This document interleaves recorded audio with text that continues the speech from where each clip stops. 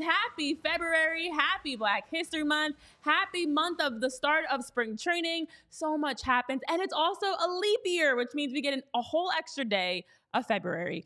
The countdown now has us 13 days away from when pitchers and catchers start training, 12 days away from when they fly down and the trip really begins for those of us that are counting, and 56 days away from opening day, March 28th.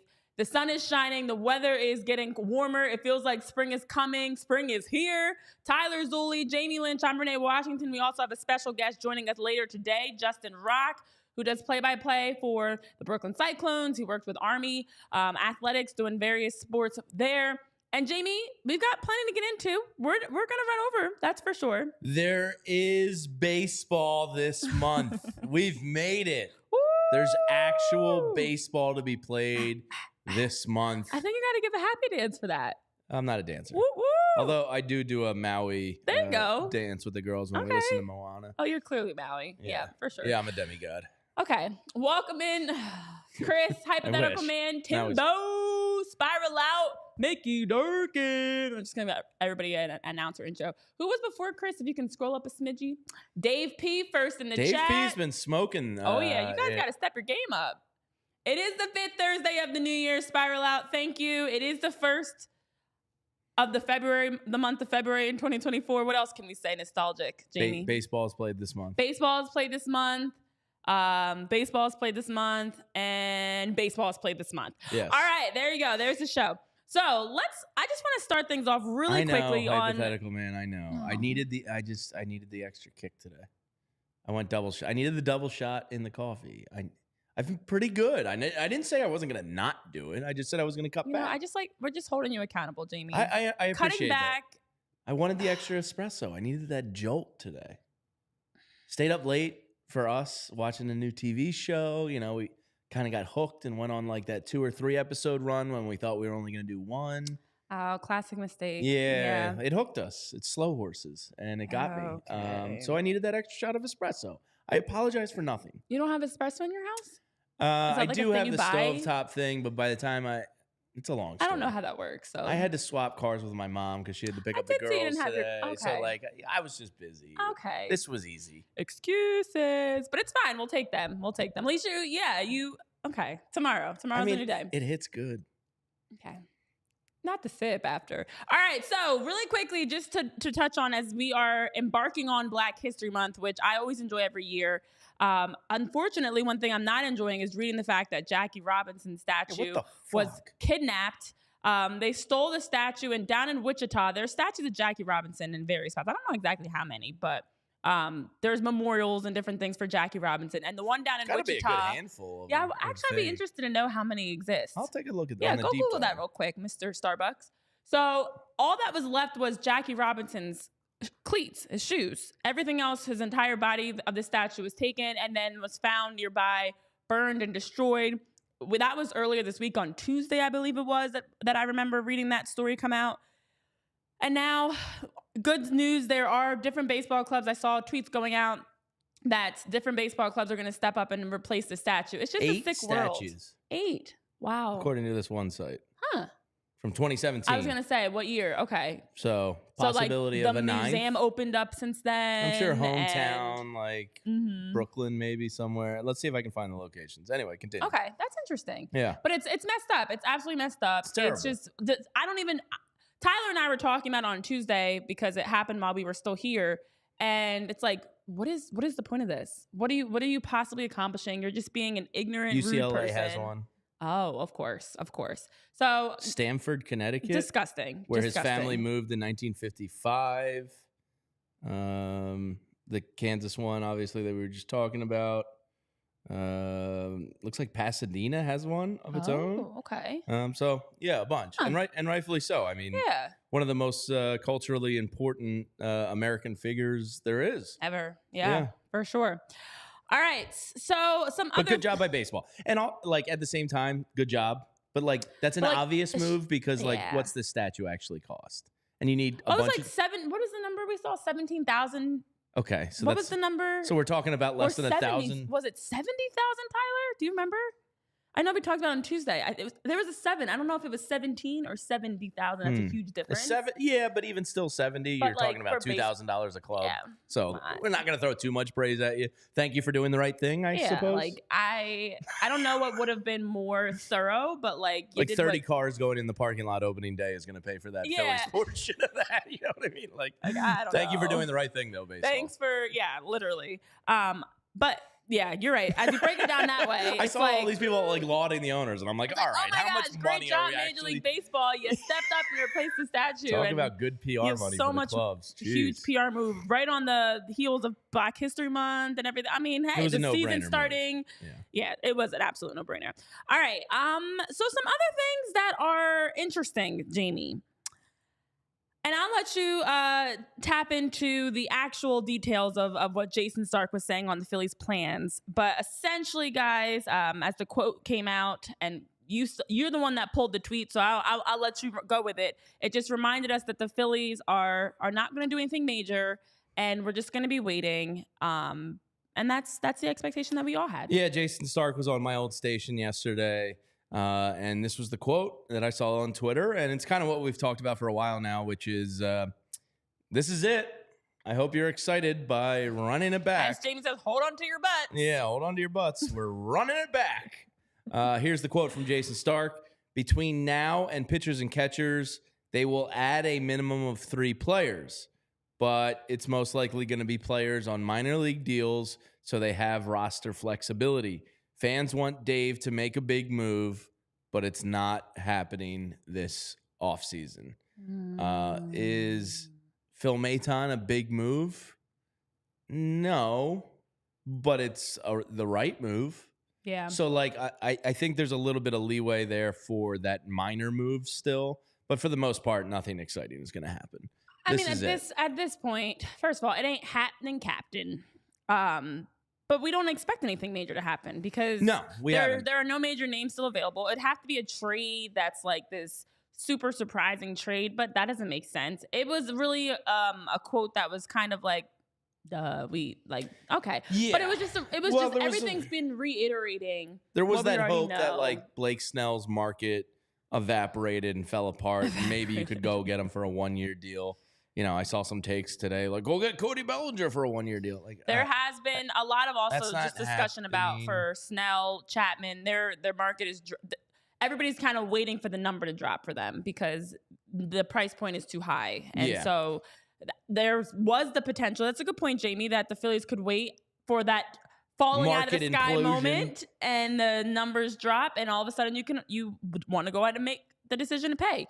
But I think right now we're all in agreement with 13 days until pitchers and catchers start training, 12 before they fly down, that nothing's going to happen in the next week and a half. And I agree with MBD. I don't want a big move, but doing nothing is unacceptable. I feel the same way. What do you're on the effing doorstep of title contending. Just go get some minor ancillary around the edge moves.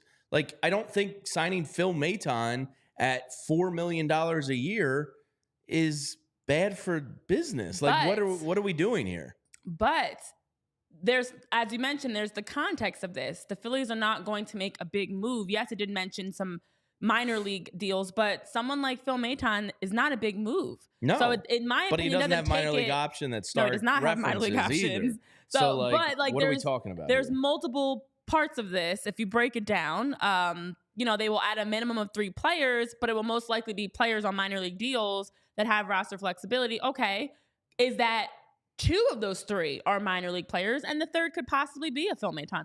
I'm leaving it still open. What we know is there's not going to be a big expensive move. No, but I still feel as though the Phillies at some point will make that move. But the thing is, between now and pitchers and catchers reporting in 13 days, you just get the vibe they're just gonna wait and see. Like we talked about yesterday, the comment that Rob had of waiting to see who falls out the sky. They just want to wait and see what the team looks like again, because it's the same group. See if any prospects have improved and go from there. And then now we wait for the trade deadline, guys. So just hold on tight. Just hold on tight. It's happening. So yes, that's it, guys. We want to get irrational, Dave. Just give us something, man. Just add some pieces. All right. Well, there are some names that are still available. Obviously, we had already talked about Maitan Jusnik. There are some others as well that are some relievers available. And you look across the list, Ryan Stanek, Ryan Brazier, Jesse Chavez, Liam Hendricks, Jay Jackson, Brad Boxberger, Shintaro Fujinami, who I have actually heard had some tricklings of on Twitter discussions that there was no validity to it that I saw. Derek Law, Matt Barnes, Mark Melancon. Yeah, these are all the right-handed some relief names pitchers. of some right-handed relievers.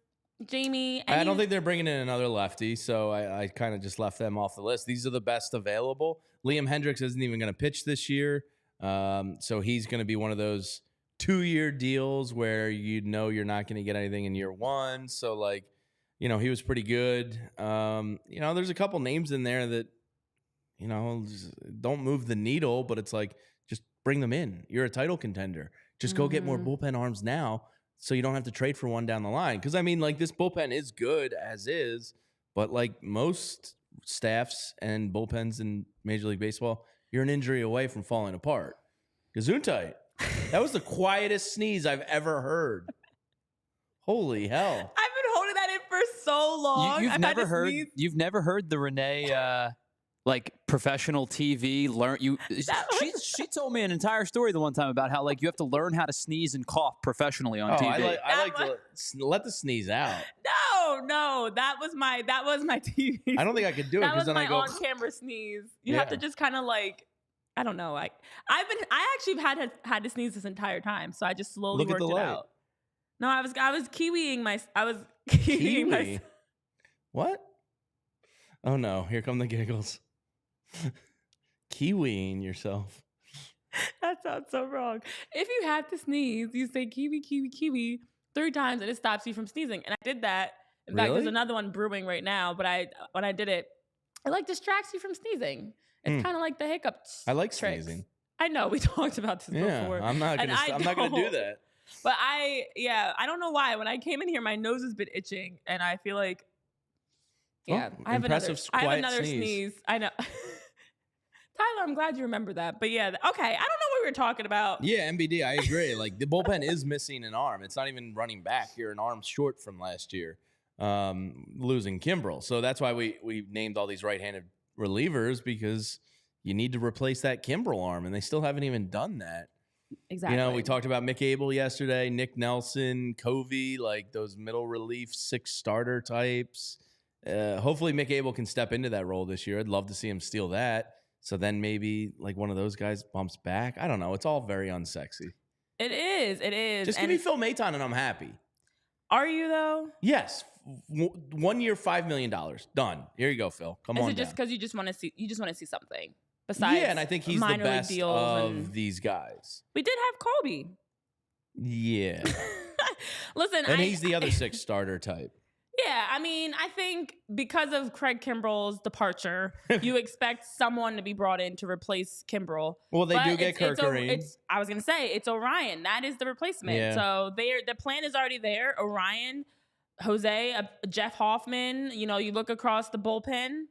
Chris says Kimbrel being gone is addition by subtraction. Absolutely. Yes, but you have to remember it's a long season, and Craig Kimbrel was one of your better players for the first 3 months of it.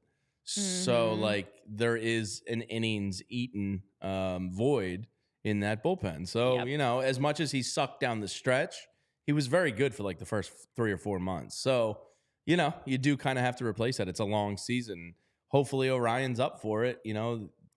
From all the reporting this offseason, from John going out there and, having Orion to Gelb to Zalecki, they're all writing about Orion as if he is what they're banking on. All their eggs are in his basket. So big year for Orion. That is the plan. Essentially just hoping you can get a full spring training season of Orion, and he can be that guy. That's a lot of pressure on the youngster, but he's got a lot of talent and potential. So it's, as we keep saying every day, we'll see. All right, we obviously later on in the show, between our guests and guest that stands and positivity, and we got to talk about the third base list, have plenty to talk about, but let's talk about the outfielders. Let's shift gears a little bit, because with opening day approaching, I know Phil's Tailgate put out this tweet about the outfielders that have started on opening day for the Phillies since 2010. This list is very eye-opening, is the best way I can describe it, because first of all, it took me down a trip down memory lane I wasn't ready for. Because when you look back over the different names, it's been a lot of different changes in the outfield. I think the most consistent one I saw was Harper from 2019 to 2022 was starting at outfield, but as we know, he's now a first baseman. So there haven't been a lot of consistent names. We had different, Rhys Hoskins in 2018 was a starting outfielder. Of course, Kyle Schwarber in 2022.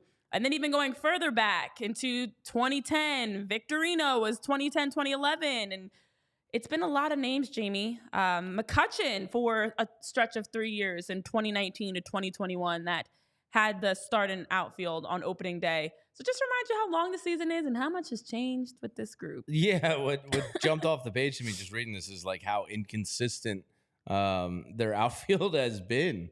It's just like you hardly ever get the same 2 or 3 guys. And, for a couple of years there, you were trading out Hunter Pence and Raul Ibanez's and Pat Burrells, but Victorino and Worth for a couple of years. Actually, Worth wasn't even that long. No. I guess it just kind of goes to show you the high turnover rate of outfielders. I'd be curious how to look at the title contenders and see how consistency among outfielders actually transfers from team to team, because the Phillies really haven't had much. Yeah, I mean, as you mentioned, since 2010, from one season to the next, there's only been at most 2 consistent players of the 3, and that was 2010 to 2011 with Ibanez and Victorino. Since then, every outfield of opening day has had a completely 2 and 3 names were different. Herrera had a stretch of 1, 2, 3, 4 years out of 5 though, because Herrera didn't start in 2018 on opening day in the outfield. As I mentioned, Bryce, another one. But 2023 starting the outfield group on opening day to start the season in 2023. Here's some perspective for you. It was Chef Nick Castellanos, Brandon Marsh, and Jake Cave that got the opening day nod. Oof. Interesting. Jake Cave, don't call me Nick, Jamie, should not be starting. That's how we got off to the start in 2023. That's not fun. It's wild. The year before that, Vierling, Harper, and Schwarber. Oh. Yeah, I mean, man. Hopefully your boy Yoro just steps up and steals the job here, and then you'll get one more year at least of Castellanos. I'm so proud of you, Jamie. And Yoro, and then left field is Brandon Marsh. So you could have possibly 2 years of outfield consistency here if your boy steals the job. Tyler, you kind of had a look in your eye when talking about the outfield pairings. I'm looking at this list, and I'm genuinely curious what your guys' thoughts are. Who had the least memorable Phillies run of this group? Tony Gwynn Jr., Grady Sizemore, Cedric Hunter, Peter Borges, or Michael Saunders? All guys that had decent points of their careers. Cedric Hunter did not. Wasn't he a big prospect with the Orioles coming up? Hunter? No, you're thinking of Cedric Mullins. Oh, who has had a really good major league career. Who am I thinking of? Cedric Hunter. Anyway, who was the best of that group? Yeah. Well, I think the best of that group over their career is an easy answer. It's Sizemore. Yeah. But the fact that there was a starting outfield of Cedric Hunter, Odubel Herrera, and Peter Borges, 2016 was miserable. Oof. What a time. Phillies were down bad pre-Harper. That wasn't even the worst year, by the way. They went 71 and 91 that year. What was the worst year? Remind me. 15, I believe, was the worst year. They were 63 and 99. Wow. And then in 17, they were 66 and 96. Wow, those were dark days, man. Bad. Those were the days of convincing ourselves that Maikel Franco was about to bust out and become a superstar. And the funny thing is, you say that, I think everybody had that, pick the player that you thought was going to be like that dude. Right. So Yeah. like for me, I would have fought tooth and nail for Nick Williams. I thought Nick Williams was going to be a stud. Yeah. Turns out he was not. I thought Aaron Altair Neither was Altair. Our next Jason Worth, and so on and so on. But if you want to get, let's say a better look at some of these prospects, you can join us in Clearwater because we are headed to Clearwater with Philly sports trips. I've gone on a bunch of Philly sports trips in the past. Vince and Bob, they do a phenomenal job over there because they take care of every detail, so you don't have to think.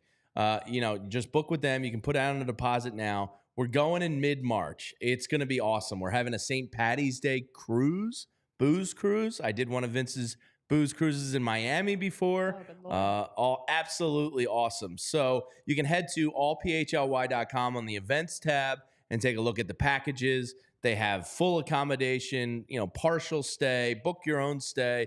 All the options are yours to get what you're looking for. We're going to be hanging with the legend, the man, Uncle Charlie Manuel, at Clearwater Beach. They're going to have the whole experience mapped out, from flights to hotels to games to transportation. You literally just have to worry about getting a grouper sandwich and your favorite drink in your hand in the sunshine. Spend St. Patty's Day on a private yacht with a catered dinner and drinks, and be on the lookout for more events getting added throughout the year. And Philly Sports Trips does it all. Not only Clearwater, they'll do anything you can think of. Philly Sports will be there doing it. So make sure you're on the lookout for their trips throughout the year. Our trip to Clearwater, though, March 13th through 18th. So don't wait to book. Just head to allphly.com/events to learn more and book your trip. Well, that picture makes me excited to see the blue sky of that sports trip picture because it also reminds me it's almost game time. That's right. We're getting closer to opening day. We're getting closer to baseball games, guys. Spring training's coming up soon. All the things that we love. So head on over to the Game Time app. Download it today. Use code PHLY to be able to get $20 off of your purchase. And the fun thing about the Game Time app, they make it easy for you. They've got great prices. They've got good seats for you that you can now also see where you're going to be seated, depending on what you're going to. If it's a concert, a comedy show, a game, whatever it is that you're attending, with the Game Time app, you can check out where your seats are located before you walk in the door. So at the Game Time app, they make it very convenient and easy for you. They simplify the process. And then also when you show up, to make it even easier, you don't have to worry about pulling tickets out of your bag or your purse for those of us that have the endless small purses where things just disappear. You don't have to worry about that with the Game Time app. Don't worry about Wi-Fi issues. Have your tickets right on your phone with the Game Time app. Scan and go inside and ready to have fun. So over the Game Time app, again, use code PHLY to be able to get $20 off of your purchase today. Thank you, Mickey. I appreciate the compliment. I'm bringing in the new month with some... Was that an intentional? What? Like, did you go, it's February 1st, my outfit needs to... No. Okay. I'm not I don't know. that Some bad. people are. But I feel like I need to start, it's like we're getting closer to spring, so I'm going to start wearing more springy colors and like brighter colors. So I guess technically, yeah. This is like your whole thing of like, no, I don't eat cheese except mozzarella sticks, pizza, cheese right, steaks. Yeah, man. okay. I don't do that. But the yes, weather, I totally but did you that. dress according to the weather. When it's cold, I'm more bundled. I want, dress like, according darker... to what's in my drawer. I pretty much take what's on top. Baby, I think I could predict your outfits. I went down to Florida last weekend and I put on my golf shirt. And my wife always rips me for this. I put on my golf shirt Saturday and we get to the golf course and my buddy goes, dude, you have a huge stain on your shirt. And I was like, And he was like, you don't look at your stuff before? And I was like, nope. I pulled it from my closet. I assume it's clean. It wasn't clean. I'm not going to lie. So I bought a new golf shirt. I kind of got you pegged. Between you and Tyler, you guys are very consistent. I kind of have you pegged for... I feel like I could predict what's in your closet, which is not okay. Quarter zips, hoodies, t-shirts, khakis. You got some green olive pants. I don't ever see wear jeans though. I'm not a jeans guy. Yeah, I've never. I seen you was wear for them. a long time, but and Tyler, those days you're are a behind me. khakis guy too. So You're a khakis. I am in the winter. I mean, I'll wear like golf shorts in the and summer. that's the thing. This is your winter wear of Yeah. khakis and like the army green pants, and then you guys switch into shorts. I also in, like, have 2 weeks. like for No socks, work's Mickey. sake, it's mostly just the tan khakis. I have a whole bunch of stuff that like I'll wear out, and I wore to Jamaica when we went, but like I'm not wearing them to work.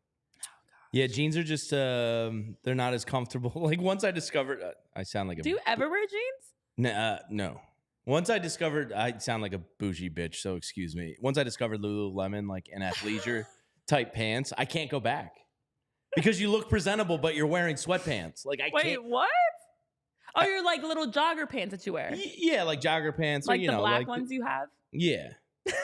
Like I can't go back. Why would I go back knowing there's a better side?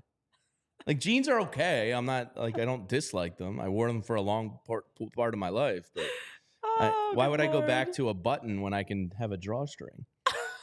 You know what I mean? Like, come on. I don't know. I guess.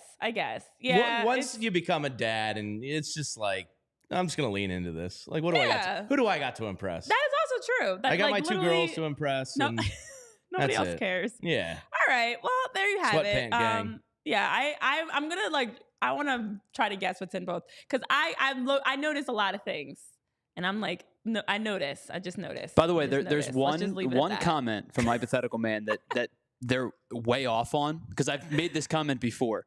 I am the guy who shows up to those concerts in basketball shorts and a hoodie, and people look at me like, What are you doing here? I've never seen you wear a metal band. Until you start to see me shirt. sing the same songs, three songs in, they go, "Oh, okay, you do know the music." But like my buddies and I used to get weird looks because like we didn't really dress the part of going to emo and metal shows. Yeah, you're a big sweatshirt guy. You're a big quarter zip guy. Quarter zip and hoodies. The occasional, like I don't know what to call that. It's like a lightweight fake polo. hoodie. Lightweight hoodie. Oh yeah, it's a hood, not a collar. Okay. And Spiral Out said, "Did I get the butt scrunch Lululemons?" No, I get the ABC Anti-Ball Crusher. That's literally their name. The ABC pants, Anti-Ball Crusher. Are they ABC or are they Anti-Ball Crusher, Jamie? Well, ABC stands for Anti-Ball Crusher. Did they say that or did you say that? They said that. Oh. No, legit. And they have a wonderful crotch. Like it's see, all right, you want to get it, you want 27 you want to go down this rabbit hole? Okay. Because like for jeans, like the seams come to a point and then it's an uncomfortable. The Anti-Ball Crusher is there's no point. They just kind of like flow. It's great. Wow, you're right. Thanks for coming. The ABC does stand for anti-ball crushing. I was not lying. Huh. Mm-hmm. Ergonomic. Okay. There's been big developments in the crotch in men's pants and underwear in the past couple years, and I am here for it. At least you guys have pockets. Women's pants don't ever have pockets. Yeah. Oh, all right. Well, let's add someone else to the conversation. How do you guys crotch seem technology? to do this every time we have a guest? And the guest it gets is to the most waiting. ridiculous conversations right. possible. That's a good point. It's always when our Every guest is single ready that time we you're just getting start ready talking for our about guest. like Demolition Man and the 3 Seashells, Yeah.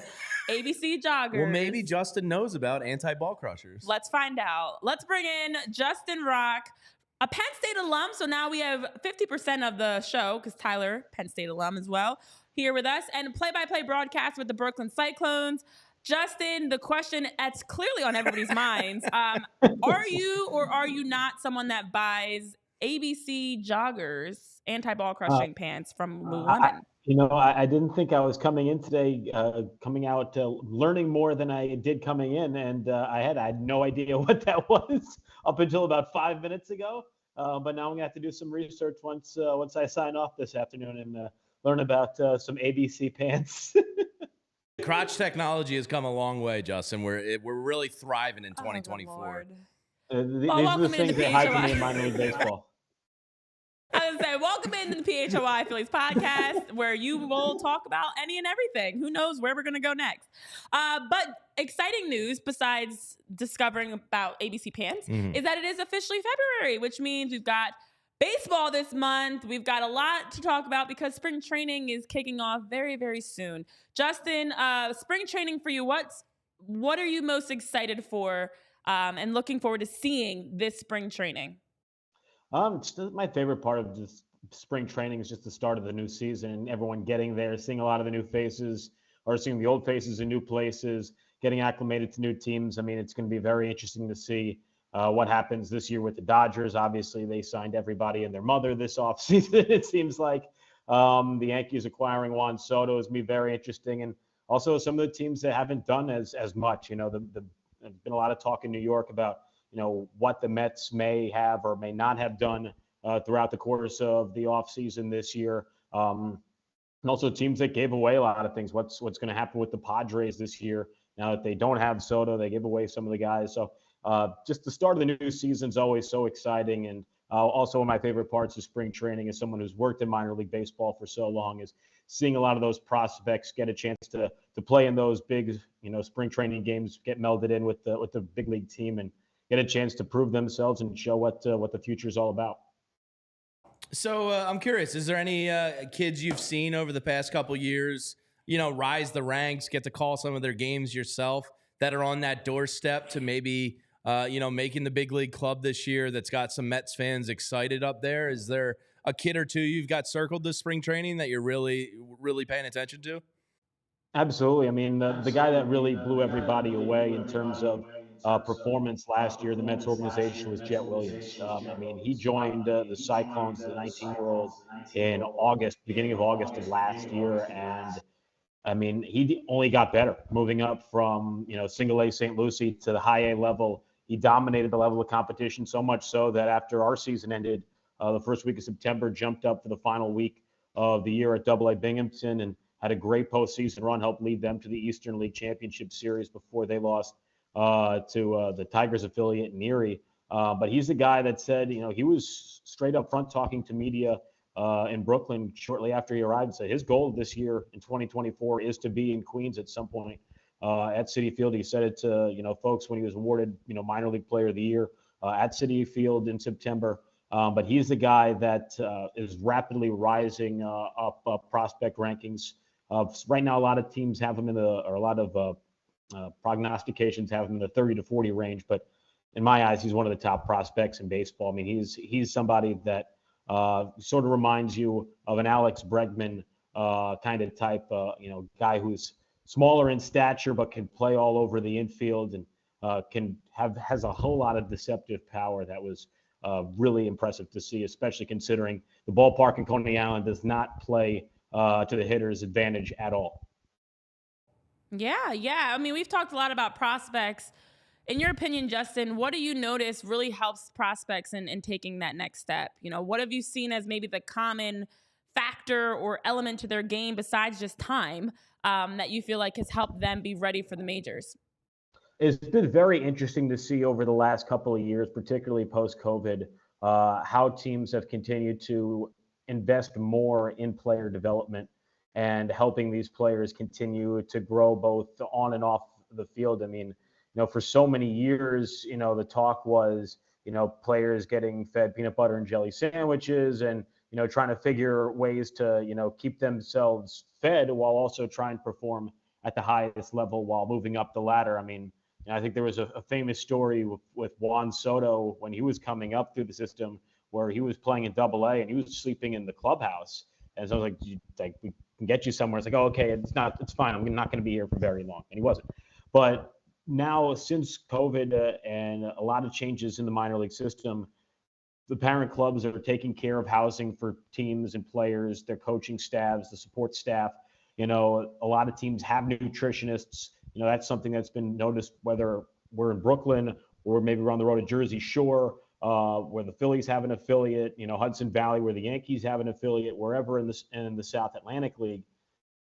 A lot of teams have these great big nutritionist, investments. I mean, we traveled with a nutritionist all year with the Cyclones, and there was, sometimes players didn't eat what was provided, but there was always going to be some sort of, protein, vegetable, a well-balanced meal for them, pre-game, post-game, whenever, healthy snacks available to them. So the investment from so many of these teams across Major League Baseball has really helped these players, not have to worry about so many things. I mean, that was the biggest thing coming out of COVID, talking to players, was just like the relief of not having to worry first arriving someplace, getting housing, and then getting promoted or demoted wherever, and then trying to have somebody jump into their lease.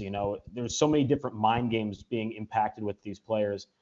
Some of those things are now being taken out of the aspect of their job, and it's helping them be able to just focus on being the best baseball player they can be. So you mentioned the Jersey Shore Phillies team, the Blue Claws up there. In your games last year for them, who kind of stood out to you a little bit on that Jersey Shore team?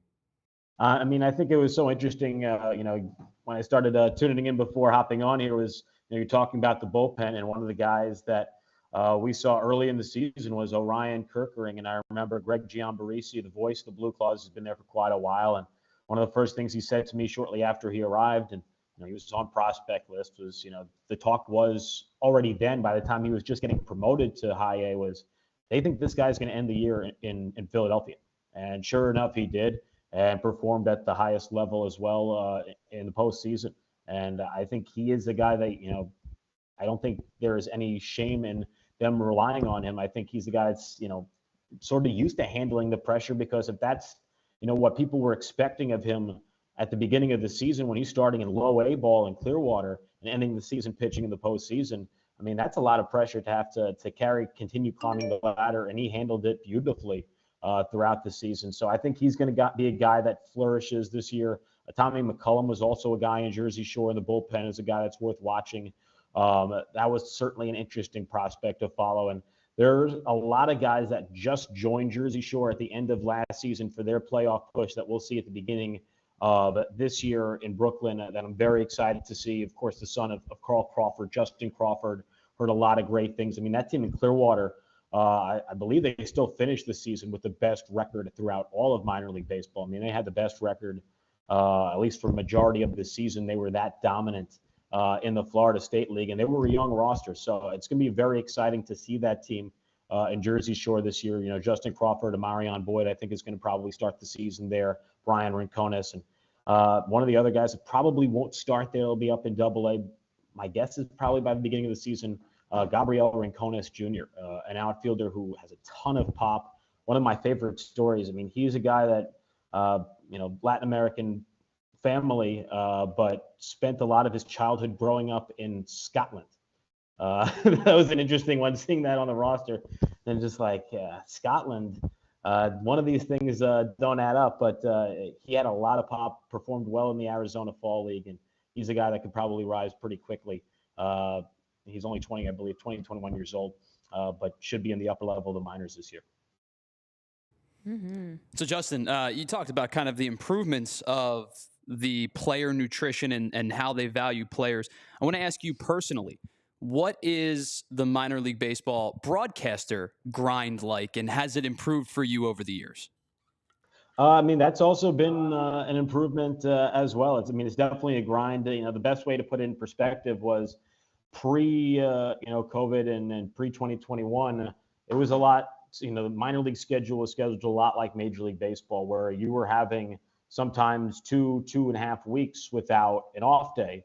And when you're constantly traveling home road, you don't have a whole lot of time to, be at home and do laundry, go food shopping, basic things you need to sort of be like a functioning human being.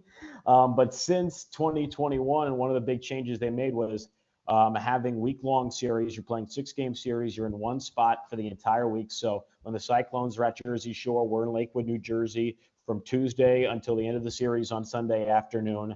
Vice versa, same thing. When Jersey Shore is traveling to Brooklyn, we're home all week. Jersey Shore will travel on Tuesday. They'll go back home on Sunday. It's not a terrible trip, but you have that built in now, off day every Monday. And that has been also such a great resource, not only for me as a broadcaster to have time to do those things like, have clean clothes and have fresh food and all those things, and have a chance to reset and get caught up on other things work-wise, but also for the players themselves to have a day to sort of reset, get away from the ballpark. Say, for instance, a prospect is having a tough week. Okay, go home, have a day off, reset, play some video games, go to the, depending on where you're located, go to the beach, get away from it for a day, then come back on Tuesday refreshed, reinvigorated, and ready to get back to work. And I know a lot of players have really appreciated being able to have that, that time away from the ballpark as well, to just get their mental correct sometimes as well, and not just be constantly in that state of, wake up, go to the ballpark, go home. Yeah, Justin, my last question for you, in addition to the insight you're sharing about prospects, there's been a lot of conversation in the chat now about food because you talked about peanut butter and jelly sandwiches and different food, but also your background. And I'm actually interested as well. I noticed it looks like you have paintings behind you. Is this your, I'm curious to know where you're sitting right now because it looks like a museum almost. I don't know if this is your house. Congrats on all your success. Yeah, like I know this is a slight flex that we're seeing, but paintings No, behind you. I wish this. I wish this was. I guess this is in somewhat of a flex. And in flexing, my girlfriend. My girlfriend works in the entertainment industry. Works in TV and is a member of an arts club here in New York City. And we are both working out of her arts club here around Gramercy Park in New York City. And it's actually was founded. Talk about history and U.S. history. It was founded by Edwin Booth, who was the brother of James Wilkes Booth, who assassinated Abraham Lincoln, but he apparently died upstairs. But it's a really fascinating place. Jimmy Fallon's a member of the club. Martin Short. I mean, it's an interesting place. I love it. That's pretty awesome. Now, Justin, Ronald Acuna's little brother is. Tell me he's not going to be Ronald good.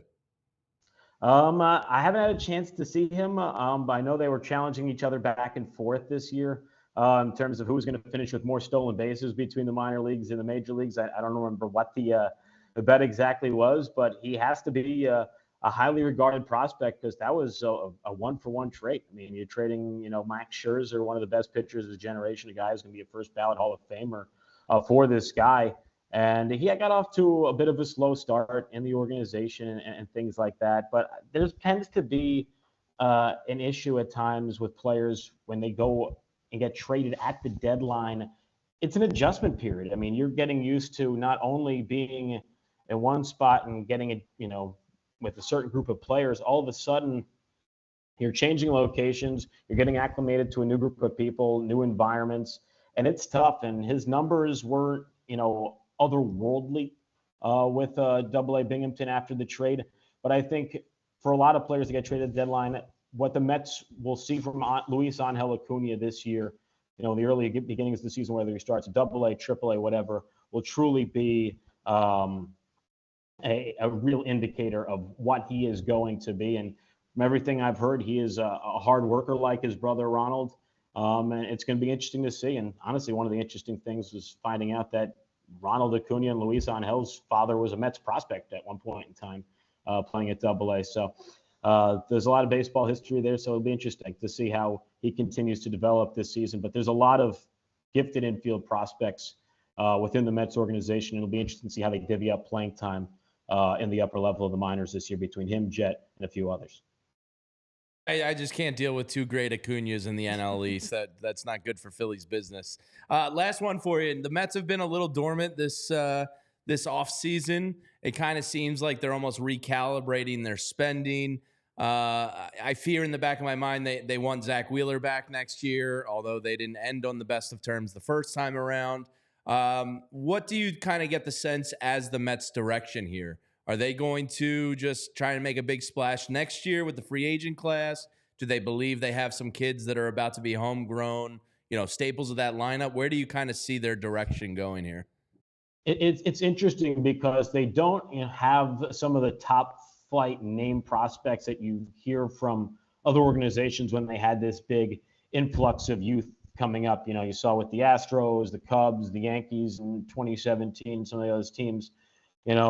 For the Mets, it's sort of been quieter. Jet Williams is going to be a real, noisemaker in the organization this coming season after he was already this year. But there's a lot of guys, especially now at the upper level, Double-A, Triple-A, that are sort of on the cusp and could have breakout seasons and could be impacting the major league roster for the Mets by midseason. Christian Scott was a guy who started the season in Brooklyn this past year, ended the season in Double-A. Yoander Suarez, a guy who came back from Tommy John surgery, full health this year, is a guy who I think is probably going to be in the bullpen long term, but that's going to help his stuff play up. I think he's a guy that can help their bullpen long term. Mike Vassell in Triple-A is a guy that's right on the cusp. Tyler Stewart had the best ERA in minor league baseball for most of the season as well. He's a guy who is already very advanced. Dylan Rocke was with the Cyclones. He's a guy that's going to impact that bullpen as well, probably sooner rather than later. So there is a whole smattering of guys, especially on the pitching side of things, which is where a lot of the focus has been in the offseason, what the Mets have not done, in terms of whether they're going after Ohtani or Yamamoto or some of the other big flight pitchers that were on the market or might still be on the market in terms of Blake Snell. They have some guys and some horses coming up through the system that they really, really believe in. And they have some really good development coaches up in the upper levels of the minors that are going to help them get there. It's just a matter of whether or not these guys that are on the cusp, are they going to take that step forward this season and, become major league players, or are they going to need, an extra year or two of seasoning in the upper level of minors before they're ready?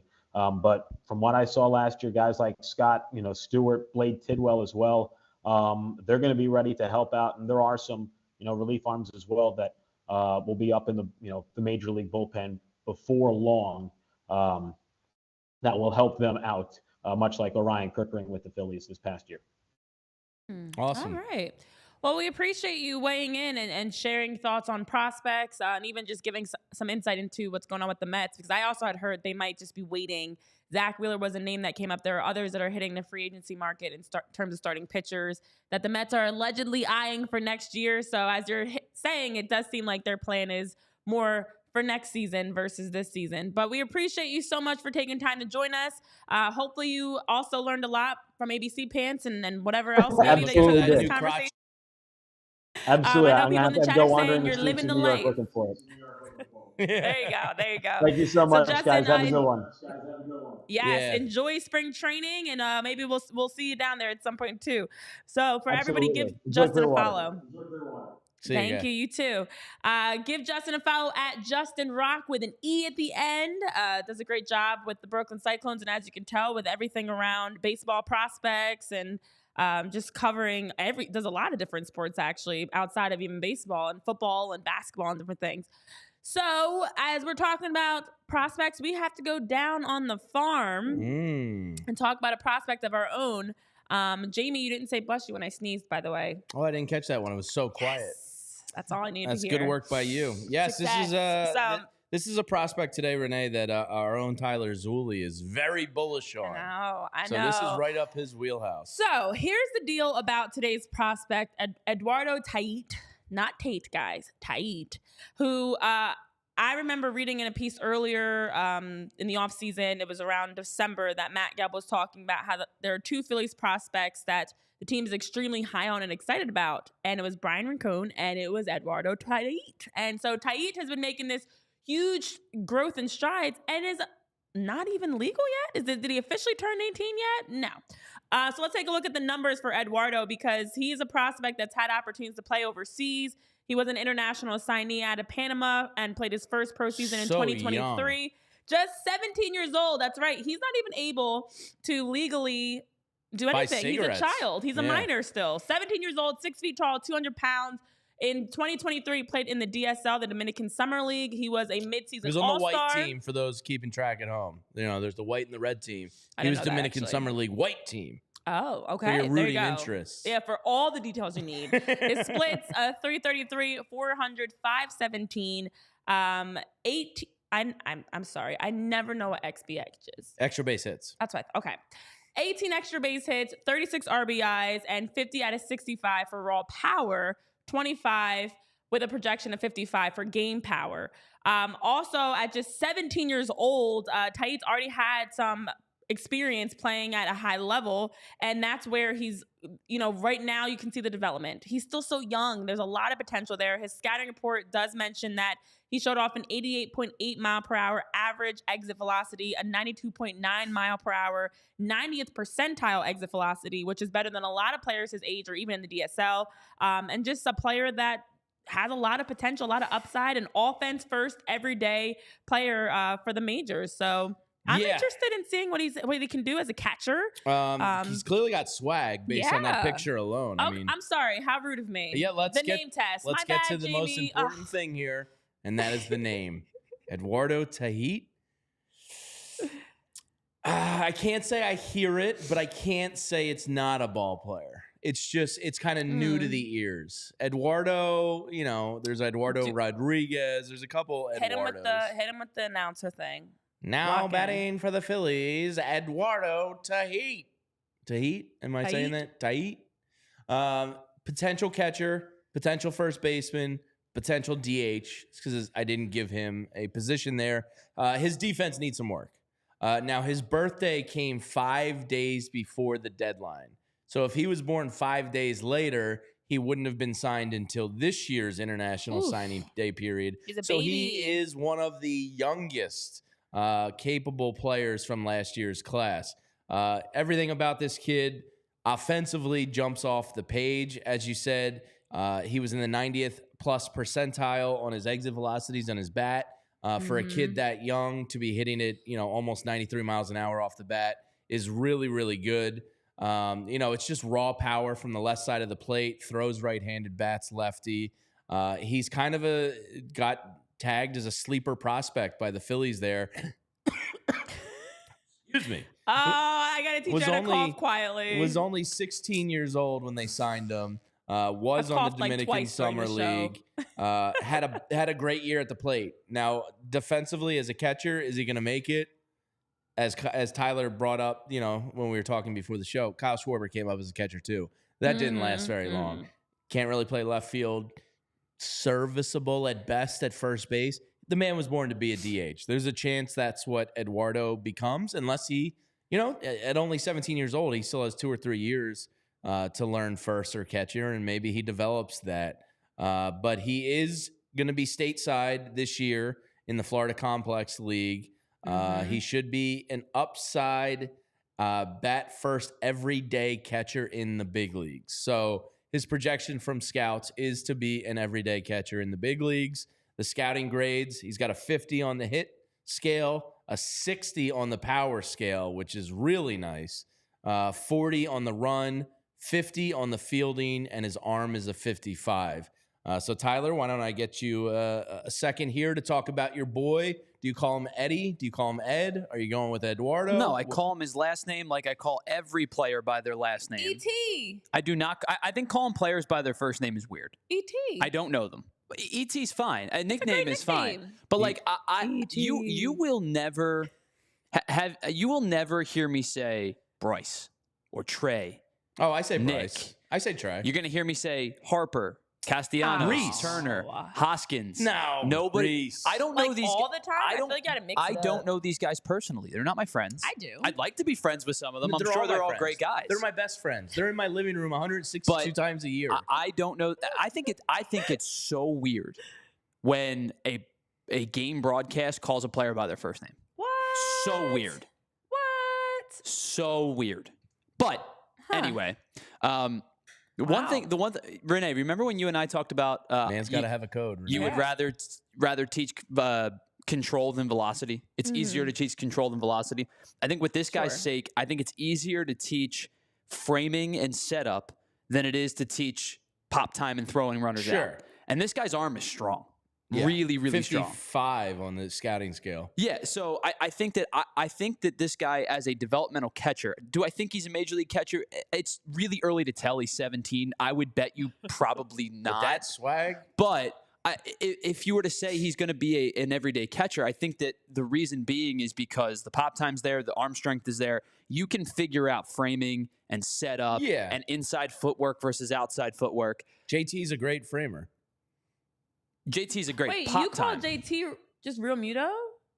JT, yeah, I'd call him Real Muto. I don't call him. I just heard you say JT. But you said JT, so it hit me. I think JT's a really good framer. So the point being, that you have so many catchers in the system, you can learn that easier than you can learn a pop time. Yeah, I would not. That's just natural athletic ability. Not go to Real Muto for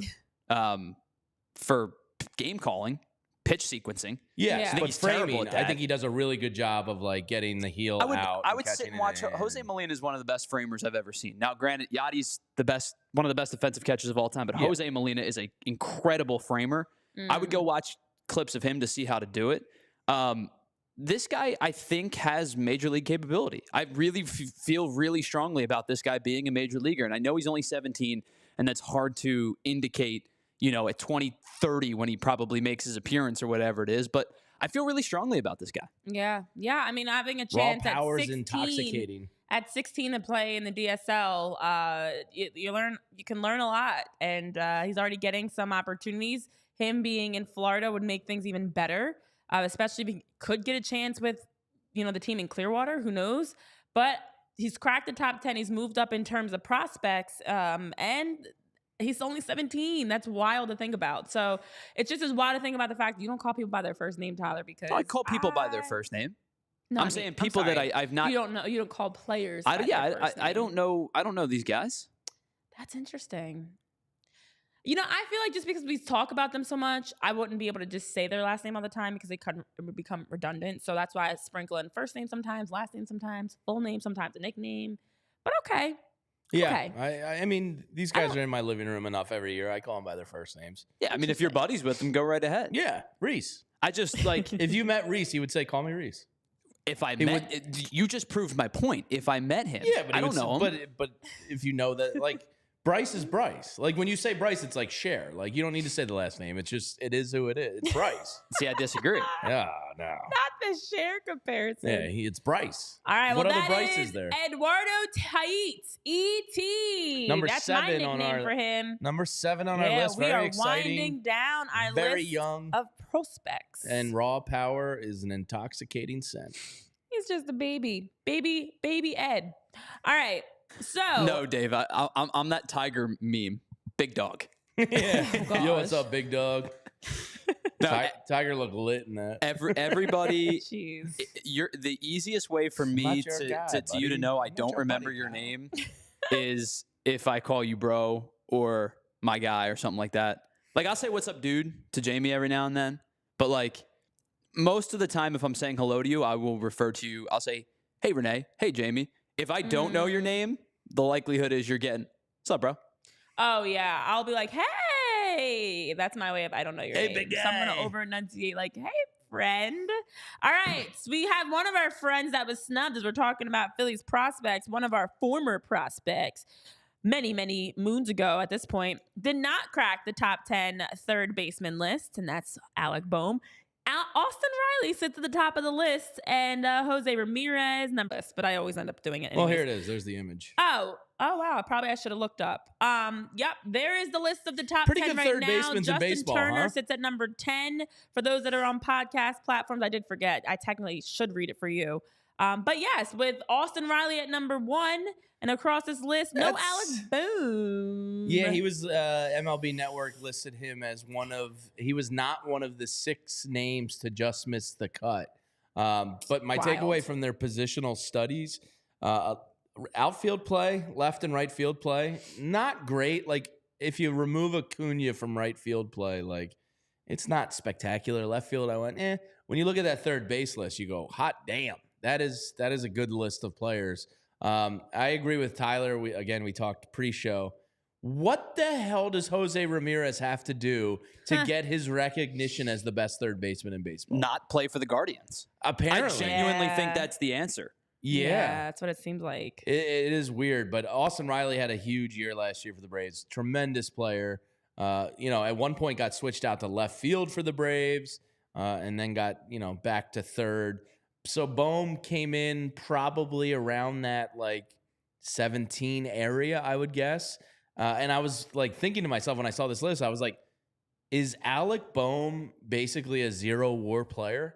Like, is he the definition of average for third baseman in baseball? And I went and looked it up. He was a 0.2 WAR last year.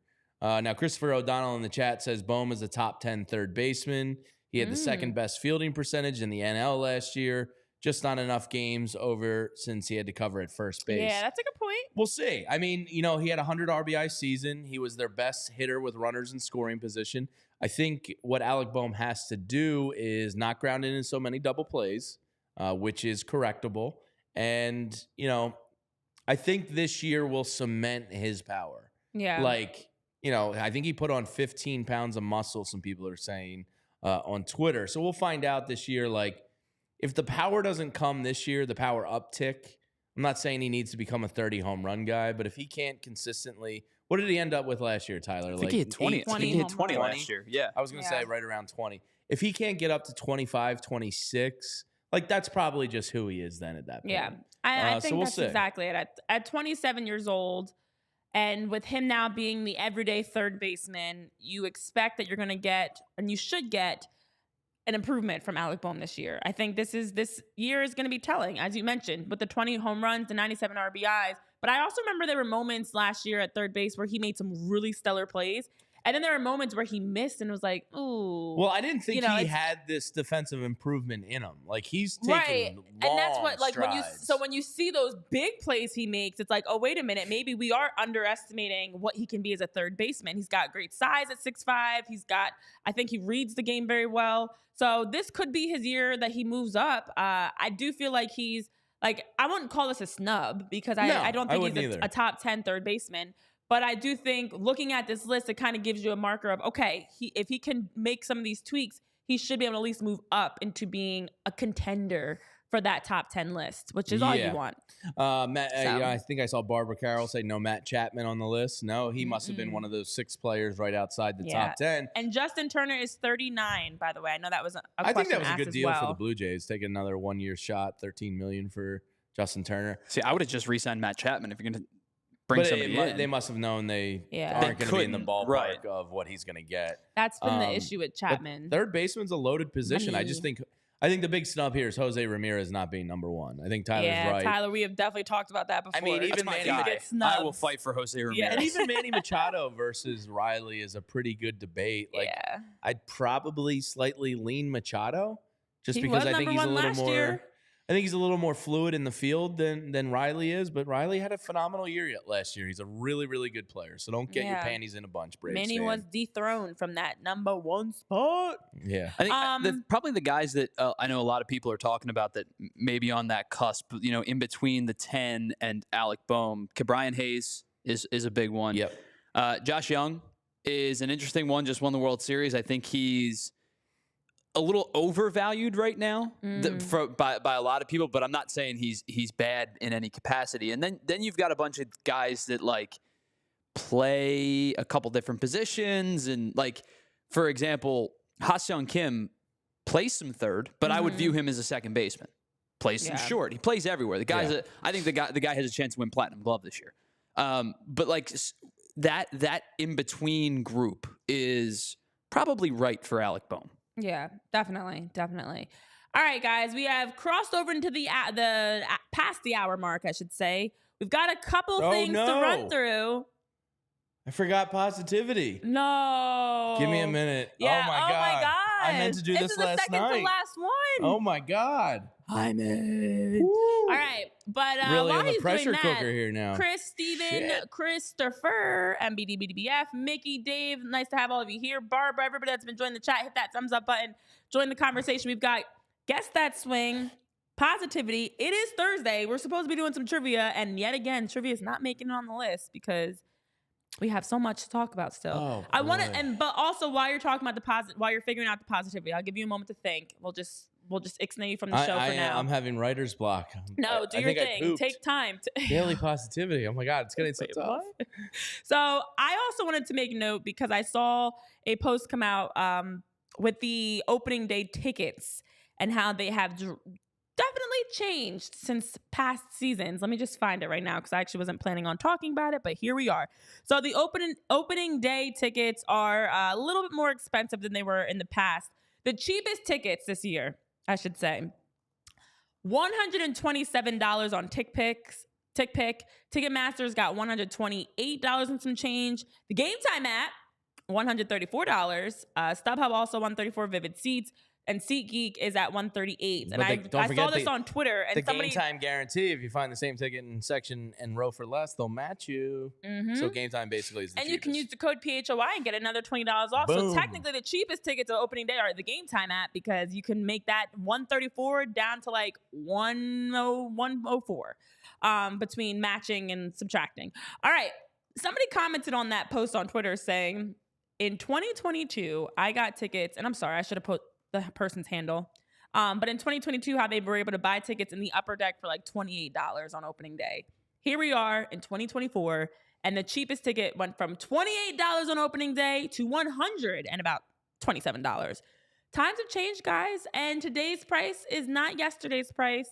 So at the end of the day, as we talked about the outfielders that have started on opening day. John Middleton said, as tell we these talked about streets the we ticket back up. prices, as we talk about waiting for a move, perspective, Phillies are it, okay? Put some respect on their name because you can't even get to the opening day for less than like $127. Yeah, John Middleton's stringer bell in this one.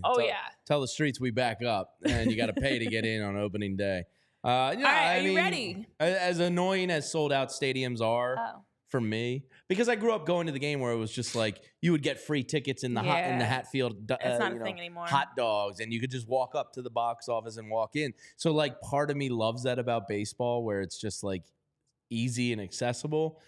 The sellout crowds like are a little bit of a bummer, and yes, you do have to pay more, but it is exactly that. It can't be this last minute, oh, the weather's nice today and I want to go see the Phillies play. I'm just going to go down to Citizens Bank Park and buy tickets there. Yeah, my wife and I talked about finally doing the Sunday plan, and I guess we still could, but Sunday just for like official. Yeah, but we didn't do it yet, so we'll see. Maybe we'll do it. But yes, all right. Going to sports is not a cheap endeavor anymore, unfortunately. It's not. Between the Phillies actually being a better team, and then also, as you always say, Jamie, in this economy, like, you're just not going to get tickets that cheap anymore because I still go back to gas. Like, I can't believe I used to really be able to fill up my little putt-putt in high school for like $10. Yeah, my parents would give me a 20 and say, I expect change. They'd say like, go get gas. Get yourself some food. Give me change. And bring me the change. I don't know, $20. Renee. When you and I were in high school, gas was like $4 a gallon. It was insanely expensive. I could literally put in, I remember putting $5. Now, granted, I was in high school, so I didn't have money, but I would put in like $5-10 and get like half a tank full.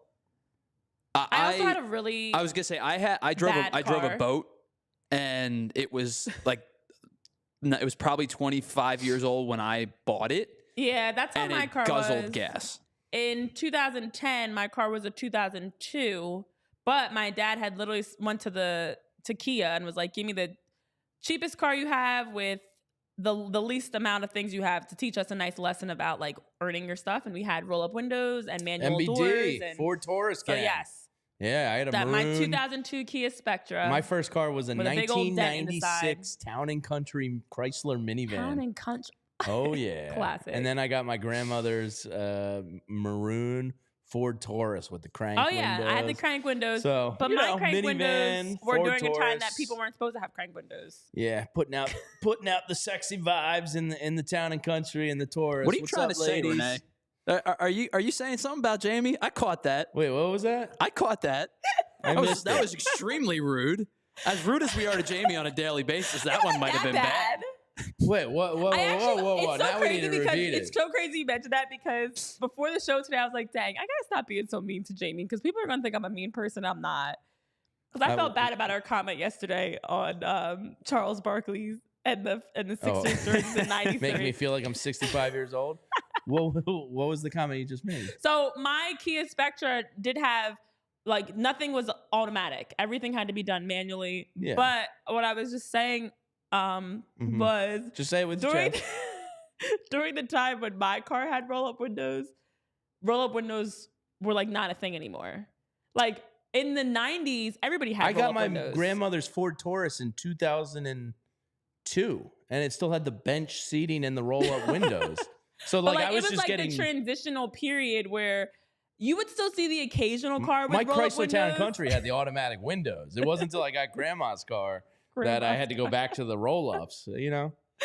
Yeah, that was the Town and Country minivan MBD was fucking awesome. It had captain seats. You could fit all your buddies in it. That's a great car. That's a great car. I regret Mine nothing. Mine was tiny and it was so loud that like the engine sound was like this loud humming sound that everybody knew. It would make this like weird squeaking noise. It's like, oh, here comes Renee driving through campus. Like, couldn't be cool at all. But your car was cool. It was cool. Leather seats. There you go, Jamie. Too. Let me be nice. All right, I got the promise. positivity. Yeah, give us some positivity. And then we'll guess that swing.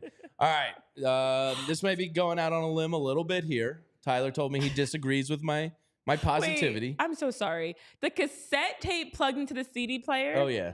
I had the cassette tape plugged in, connected to the iPod deal because I didn't have back then you didn't have like the lighter used to be where you connected it.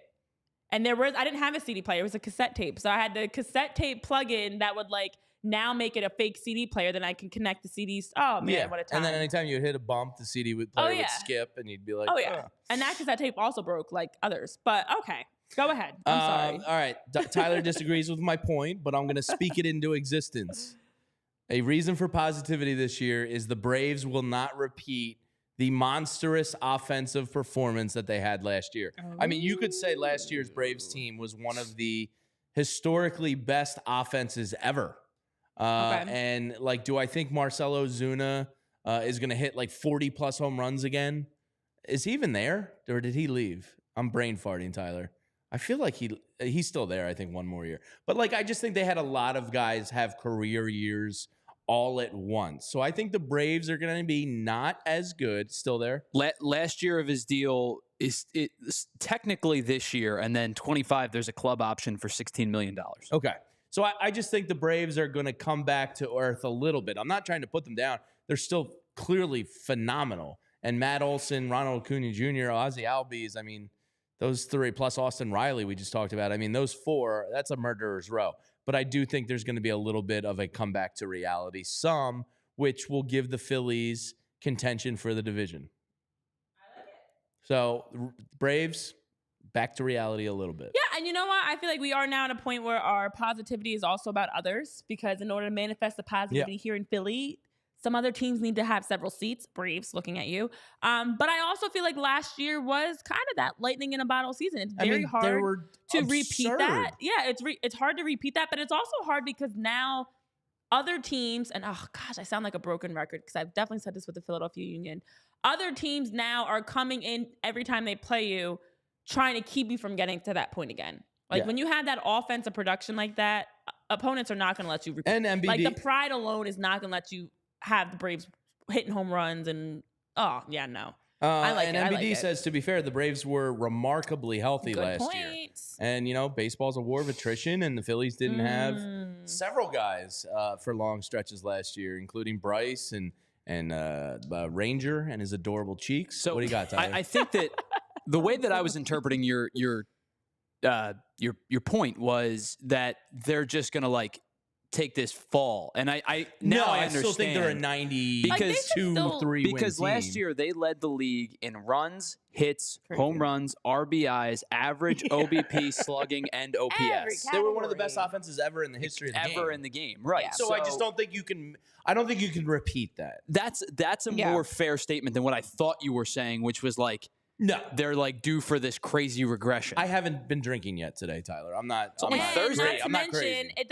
That doesn't mean the Braves or the Phillies or whoever. That doesn't mean who's going to win the division. It just means at the end of the day, there's going to be a regression in their numbers. Like you're not making. And maybe it keeps you in the division race longer, right? And maybe it makes a mid-August game more important than it was last year. You tap into the reserve system there for motivation and. You know, you're in the season more. So I like that, Jamie. That's a great positive note. All right, last one tomorrow is yours tomorrow. Don't do what I did and find yourself scrambling mentally in the final minutes of the show. Oh, brother. That was a bad job by me. Listen, we've already gone long. I'd rather do trivia than guess that stance. No. But we can do both. I'm going to ask you quick. Or we can do Friday trivia. All right, quick. Because we did this Tuesday. And then my bladder is going to be screaming soon, Renee. Okay, I knew you were going to say that, and I was waiting for that moment, Jamie. So I've been sitting here watching you drink so much through the show. That's why you always have to because I don't like coffee mouth. So every time I drink coffee. Look at my little water bottle. I drink like 2 of these a day of water. So every time I have a coffee like stank in my mouth, I take a huge gulp of water. I had a large orange juice before I came in today. That's my 1.5 of these already. You drank a lot. Plus a lot of venti. That's the difference because my bladder sucks too. But I will only drink. This is just here in case I'm like choking or dying. Oh, see, I crush liquids throughout the day. I know. That's why you always have to pee. My pee is clear. I am hydrated. Pee is clear. Okay. All right. Today's category, the trade market. So these are all trades that have happened. I stink with these. Me and Jamie have one friend who would kill this category. Pat Egan will clean this up. Question number 1. February this month, actually. 25th, 1972, the Philadelphia Phillies traded right-handed pitcher Rick What year? Wise Ding, ding, ding, ding, ding. to the St. Louis Cardinals for which player Ding, in ding, ding, ding, 1972? ding. Steve Carlton. Steve Carlton. Good job, Tyler. The year is very important. On December 16th, 2009, the Phillies traded catcher Travis Little D'Arno, right-handed pitcher Kyle Drabek. Ding, ding, ding. Roy Halladay. Yay! Good job, guys. Thank you. I'm thank so you. proud of Travis you. D'Arno became the best player of that group. Can't trade, John. What are you doing trading Kyle Drabek? You can't do that. It's not allowed. Ooh. Oh, wait. You got Roy Halladay? Oh, okay. I think you won that one. All right. April 2nd, 1992. The Phillies Ding, traded. ding, ding, ding. Wow. Kurt Schilling. That's impressive, Baltimore actually. Orioles. Okay, good job, Tyler. Last but not least, in what year? Here we go. Let's flip the question. Good, because you guys are killing it with the years. In what year did the Phillies acquire Jim Bunning and catcher Gus Triandos from the Detroit Tigers? Was that like 1952? No. Bunning? 60s? 60s? I don't It know. is the 60s. I'll go 64. I'll go 61. Ooh, it is 1963. Oh, I was a year off. That was close. Damn. Good job, guys. That was fun. I had fun. This was fun. Kyle stinking Drabek. You see what I mean by the pearl clutching? Yeah, that whole trade was. You can't trade Jason Kyle Donald. Drabek, Michael He's the Taylor, future of the and Phillies Travis infield. D'Arno in 2009. What a trade that Yeah, was. who for makes a Roy. trade on April 2nd, MBD says? That is weird. Yeah, some of the dates of these trades are actually interesting. Yeah. But All right, here we Renee, now are. it's time to enter the torture chamber. No, thank you. All right, Tyler said to us, good luck. No. It's a hard one You today. won yesterday. You should be Good riding luck. high. Was So it this- like the Taken version? Good luck. I just walked up to Jamie and went, You know that movie? good luck, and walked away. I do, Renee. That she's still drinking more, and you have to pee. Yeah, You have a problem. I like liquids. Oh gosh. All right, Alcohol guys. or So I would rank this one Lou 10, Marson. 1 being the easiest, 10 being the hardest. I would rank this an 8. I quit. We ready? All right, hit us. Ooh, Oh my gosh. It's pretty ugly. I won't lie. it's a You know, lefty. ugly. What? It's an It ugly looks swing. like a It's a pitch up in the zone. his upper body reminds me of a foosball soccer player with no arms. You know what I mean? I see what you're saying. Oh man, I feel like somebody's on the tip of my tongue. I have no idea. Okay. Let me go through my usual lines of questions. It's a lefty. It's a current player? No. You It's a talking to previous yourself? player. Oh, I forgot I was supposed to text Tyler my answer. Oh, you already have an answer? No, but I shut down my computer, so needed something. Okay. It's not a pitcher, right? It's not a pitcher. I promise you it's not a pitcher. All right. Okay. Yeah, I was gonna say the no chin is. I'm kind of Like focused on his that body, his face is not. Is his face sideways? Is this a side profile or is this the back of his head? I don't know. I don't It's a see a side nose. profile. Don't know. I don't see like a nose and stuff. too. All right, we'll think of your non-nose Who didn't have a nose? Phillies. I swear I always see Mike Schmidt, and I know that's not possible because it's from 2006 on. Are you sure that's a side profile? I don't see a nose and mouth. I wish we could zoom in. Sean Rodriguez was a righty, right? Who was like Tyler? Yeah. Yeah. Yes. Is it like bust out like that, like Sean Rodriguez? It's a lefty. Oh, the helmet. That's a good point. MBD BDBF. That is like a very classic helmet. Little guy. All right, I'm texting you one. Even the chat is divided on if it's a lefty or righty. See, today. it's not just me. It's really tough because you can see it both ways depending on where his back, if it's back. His back is to us, if All he's right. facing towards us. Answer is in. I can see right now that like his right shoulder is Red facing says us. Voldemort. That's a good Voldemort. guess. Cesar's not a bad guess. Cesar's not a bad guess. It's not right, but it's not a bad guess. Oh, okay, I'm not Pepe guessing that Sylvia. one. Dang it! It does remind me of Voldemort with the face. All right, Jamie's answer is locked in. Wait, did we decide if it's a lefty or righty? I think it's a lefty. Tyler? I can't give you that until you I put feel an like answer in. I feel like if the difficulty is an 8, we should get. Okay, I'll just text you an answer then. Whatever. I can't give you that until you, because Jamie's already locked in. It would give you an unfair advantage. Yeah, true. There's no I feel advantage for okay me. about my answer. There's I don't feel literally great. no advantage All for right, me. so you're locked in as Ooh, well. Adam Hazley's a good I guess. will tell you there are no correct answers amongst you or the chat. Okay. Great. Good Lord. I hate when that happens. This is a right-handed hitter, and the clue that I will give you is two players. Son of a. I told you. Two guesses are the closest to this player. WYRM 139's Adam Hazley guess is a pretty good guess. And there was one more, and I got to go find it. I guessed Brad Miller for the record. Dave P, I believe, put this in the chat. Actually, I do kind of see Bryson Dave P put this in the chat. Nick Maton was his guess. Both are wrong, but those are the two closest guesses. So that means like that team. Matt Vierling. Who we got?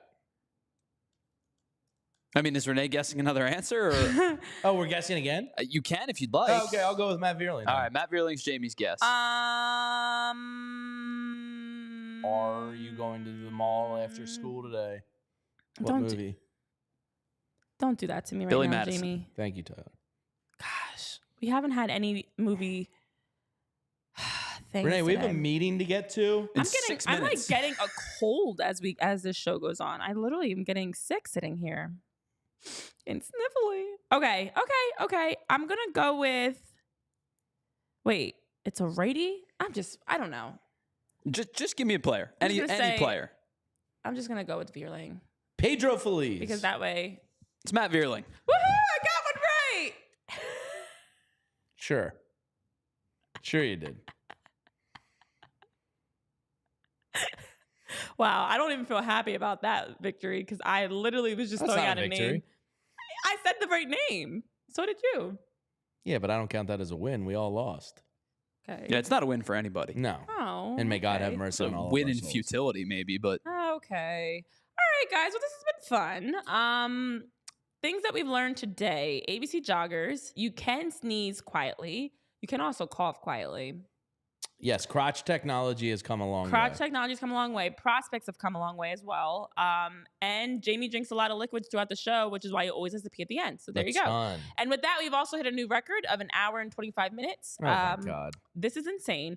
So thank you guys so much for tuning in. Tomorrow will be our last day of positivity. We'll have Guess That Stands. We'll have, since it's Friday, John Foley will be joining us and much more as we're getting closer and closer to Clearwater. Wow, what a bust Have a great out. rest of your Thursday, guys. We'll see you back here for more PHY Phillies podcast. Tyler, Jamie, myself, Renee. I went to college so with Nick long. Punto's Hasta la vista. sister. Fun fact. Hasta la vista, baby. We all silly like the mayor.